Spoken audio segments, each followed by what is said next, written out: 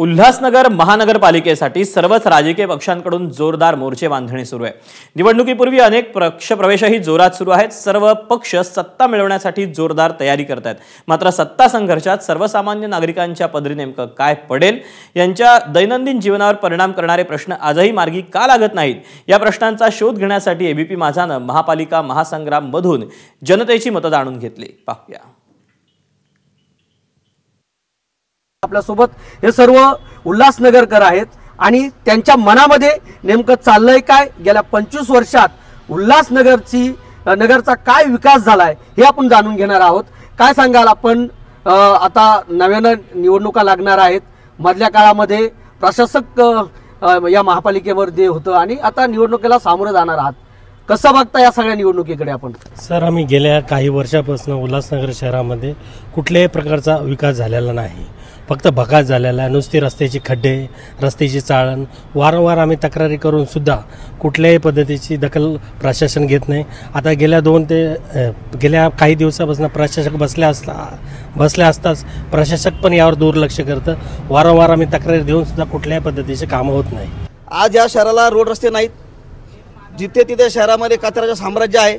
काही दिवसापूर्वी महापालिकेत म्हणजे अनेकदा विविध पक्ष, घटक, संघटनेचे लोक, सामान्य काही जातीपातीचे लोक सुद्धा इकडे मोर्चे घेऊन येतात का त्यांच्या परिसरात कचऱ्याची सफाई होत नाही, पिण्याचं पाणी स्वच्छ नाही आहे, आरोग्य सेवा नाही आहे। महापालिकेने जेमते एक हॉस्पिटल उघडलेलं आहे कॅशलेस म्हणून माळगाव येथे।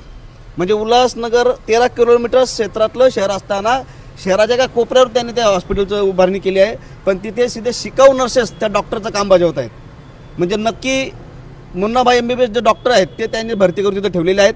शिक्षणाचा पूर्ण बोजवारा आहे। यांनी हजारो करोडचे टेंडर काढलेत, परंतु टेंडर काढून आउटपुट काय, पब्लिकला काय मिळालं? अहो, 1996 पासून 2025 पर्यंत 30 वर्षामध्ये साध्या मूलभूत सुविधा तुम्ही देऊ शकले नाही आहात।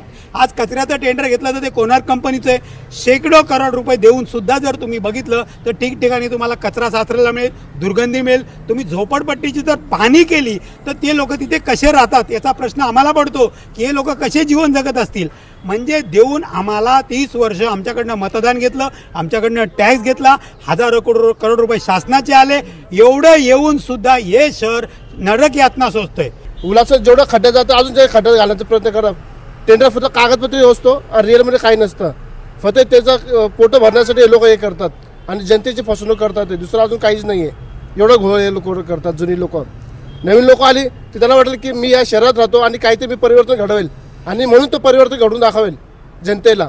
ते नवीन लोक आले, ते नवीन लोकांसाठी हा खूप चांगला एक मुद्दा आहे की समाजासाठी आणि लोकांसाठी काहीतरी करण्याचा। आणि जुने लोक फक्त आश्वासन दाखवतील की आम्ही आलो 5 वर्ष तुम्हाला आम्ही रोड दाखवू, आम्ही तुम्ही नालं दाखवू, आम्ही सफाई दाखवू, पण काहीच दाखवत नाही। हे फक्त खिशे कसे दाखवू, आमचे खिशे कसे चांगले भरतील, आमचा टेंडरचा पैसा आमच्या खिशात कसा येईल, फक्त त्यांचा तो जोर असतो। मी जन्मापासून ह्या उल्हासनगरमध्ये राहतो आणि मी उल्हासनगरमध्ये बघतोय जे 25 वर्षा अगोदरचं जे खड्डं होतं ना ते आजही तशाच पद्धतीचं आहे। तुम्ही बघणार तर आमच्या जन्मापूर्वी तो शाळचा जो ब्रिज बनलेला होता त्याचं रुंदीकरण नाही झालेलं, तो आज जशाच्या तशाच अवस्थेत आहे।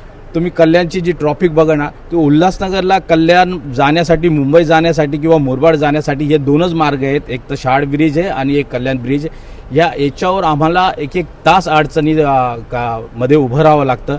उल्हासनगरची सर्व विद्यार्थी वर्ग हा उल्हासनगरच्या बाहेरच शिकतोय, तर सर्व विद्यार्थी वर्ग हा या 2 ब्रिजावर अवलंबून आहे आणि इथे तो विद्यार्थी हा तासनतास अडकून राहतो। येणाऱ्या ज्या महानगरपालिकेची निवडणूक आहे याच्यामध्ये खरोखर म्हणजे नवीन चेहरे आले पाहिजे, नवीन चेहऱ्यांना मतदारांनी पण संधी द्यायला पाहिजे। पैशाचे प्रलोभन दाखवून हे लोक जे निवडून येतात आणि नंतर जे पैसे लावलेले असतात ते पैसे काढण्याच्या मागे लागतात। कारण जेव्हा महानगरपालिका झाली तेव्हा आम्ही बघत होतो की जो एक नगरसेवक होता तो मोटरसायकलवर यायचा, आज तो फॉर्च्युनरमध्ये यायचा। म्हणजे त्याचा विकास नक्की झालेला आहे, घर बंगले वगैरे सगळं झालं, त्याचा विकास झाला आहे, पण आज शहराचा विकास कुठेच झालेला दिसत नाही।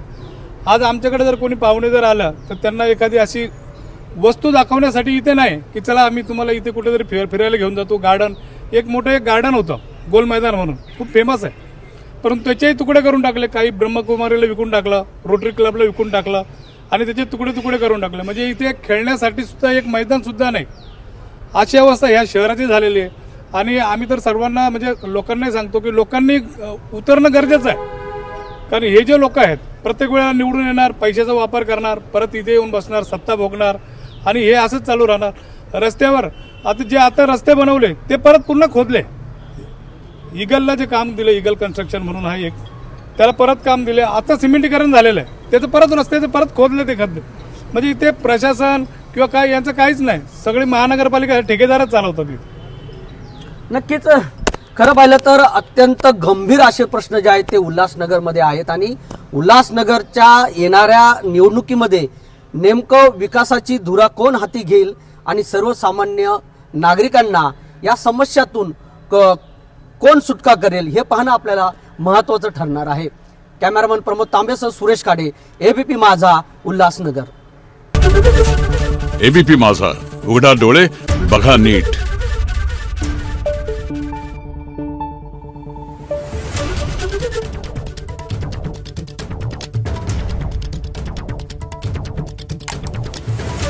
Thank you.